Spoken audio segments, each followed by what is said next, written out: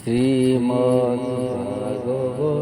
ওম নমো ভগবতে বাসুদেবায়।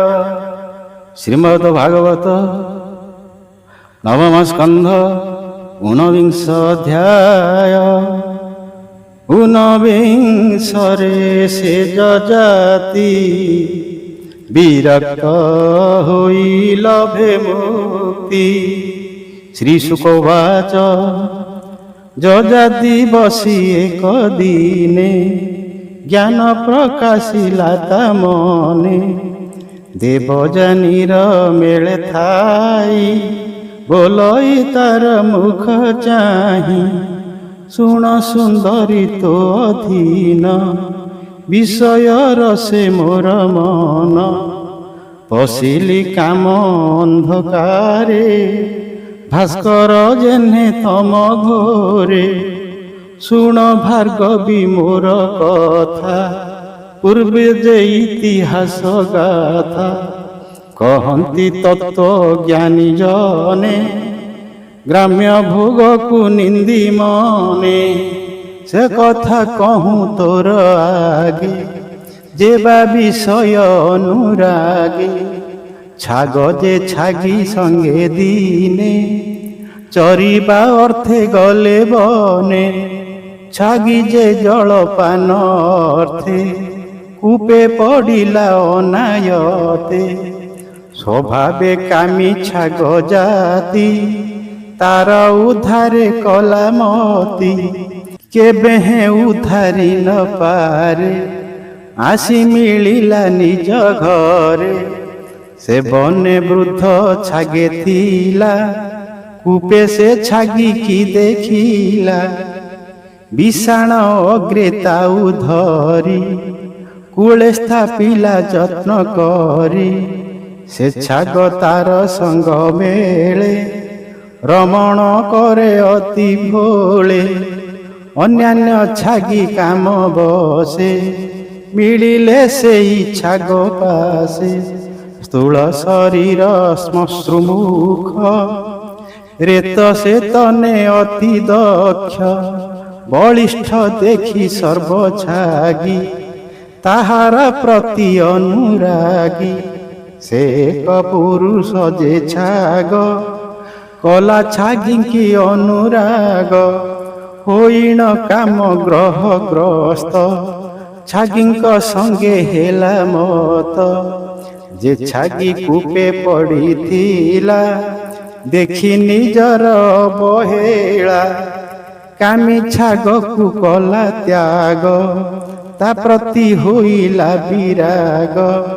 ସତ୍ୱରେ ଛାଗି ଗଲା ଚଳି ଛାଗ ଯେ ପକାଇ ବୋବାଳି। ତାହାର ପଛେ ଗୋଡ଼ାଇଲା ପଥେ ଛାଗିକୁ ନ ଭେଟିଲା। ଛାଗିର ଅଧିସ୍ୱାମୀ ଘରେ ସେ ଦୁହେଁ ମିଳିଲେ ସତରେ। ଛାଗର ଲମ୍ବିତ ବୃଷଣ ବ୍ରାହ୍ମଣେ କଲେ କଚ୍ଛେଦନ। ସେ କଥା ତତ୍ତ୍ୱ ଜ୍ଞାନୀ ଜନେ କାମର ଭୋଗ ସ୍ମରି ମନେ।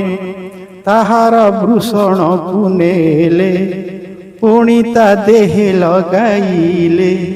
ସେ କଥା କହୁଁ ତୋର ଆଗେ ଯେ ବା ବିଷୟ ଅନୁରାଗେ। ସେ ଛାଗ ଛାଗିର ସହିତେ ବିଷୟ ଭୋଗେ ଦିନା କେତେ। କାଟିଲେ ଆପଣା ଇଚ୍ଛାରେ ତେବେ ସନ୍ତୋଷ ନୁହେଁ ଥରେ।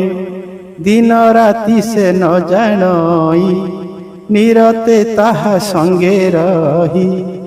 ତଥାପି ନ ଲଭିଲା ତୃପ୍ତି ଅଗ୍ନିରେ ଯେନେ ବୃତାହୁତି। ସେ ଛାଗ ପ୍ରାୟ ତୋର ସଙ୍ଗେ ମୁହିଁ ବୁଡ଼ିଲି ପ୍ରେମ ରଙ୍ଗେ। ତୋହର ମାୟାରେ ମୋହିତ ହୋଇ ନ ଜାଣେ ମୋର ହିତ। ଶପଥ ଦ୍ୱୀପେ ରାଜା ହୋଇ ଅଜ୍ଞାନେ ବଞ୍ଚାଇଲି ଦେହି। ଭୂମିରେ ଯେତେ ଶସ୍ୟ ଥାନ୍ତି ସୁବର୍ଣ୍ଣ ସ୍ତ୍ରୀ ପଶୁ ଜାତି।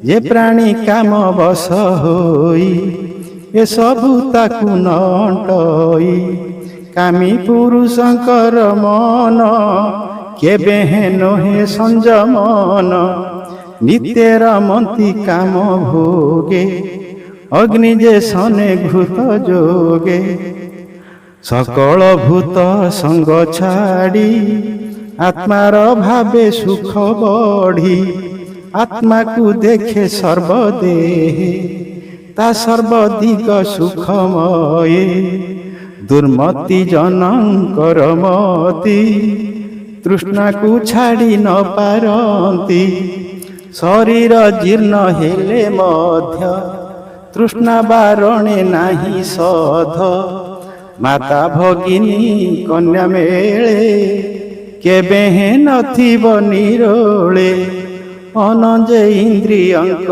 ଗ୍ରାମ ବଳେ ତାହାକୁ ନାହିଁ ସମ ପଣ୍ଡିତ ଜନ ମନ ହରେ ଏଣୁକେ ନାରୀ ସଙ୍ଗୁତରେ ଦେଖ ମୁଁ ସହସ୍ର ବରଷେ ନିତ୍ୟର ମିଲି କାମ ବସେ ନିରତେ ବିଷୟ ବ୍ୟସନେ ମନ ରହିଲା ରାତ୍ର ଦିନେ ମୁଁ ଏବେ ତୃଷ୍ଣା ଦୂର କରି ବିଷ୍ଣୁ ଚରଣେ ମନ ଧରି ନିର୍ମୋହ ହୋଇ ବନସ୍ଥଳେ ରହିବି ପଶୁଗଣ ମେଳେ ଯେ ଦୃଷ୍ଟ ଶ୍ରୁତ ମିଥ୍ୟା କରେ ଧ୍ୟାନ ତହିଁରୁ ଦୂର କରେ ତହିଁ ସଙ୍ଗତି ଆତ୍ମନାଶ ଯେ ଜାଣେ ସେଉ ଆତ୍ମଦୃଶ ଏମନ୍ତ ପ୍ରିୟା ଆଗେ କହି ପୁରୁକୁ ସମୀପେ ବସାଇ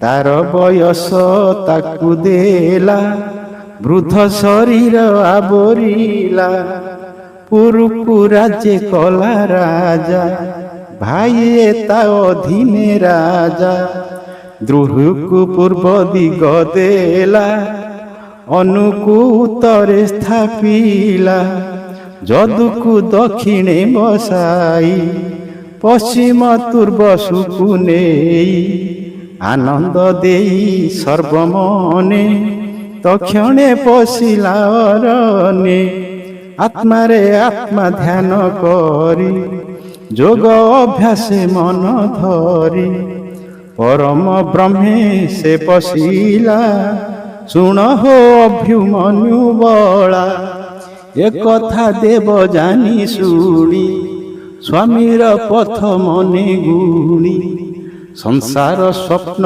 ପ୍ରାୟ ମଣି ଏମନ୍ତ ଭାଳି ସେ ତରୁଣୀ କୃଷ୍ଣ ଚରଣେ ମନ ଦେଲା ବିଷ୍ଣୁ ମାୟାରୁ ସେ ତରିଲା ବ୍ରାହ୍ମଣ ଜଗନ୍ନାଥ କହେ ସୁଜନେ ଏଣେ କରଲଏ ନବମ ସ୍କନ୍ଧେ ଭାଗବତ ଯେ ଧର୍ମ ବଂଶାନୁଚରିତ ଭାଷା ପ୍ରବନ୍ଧେ ହରି କଥା ଶୁଣନ୍ତେ ତୁଟେ ଭବ ବ୍ୟଥା।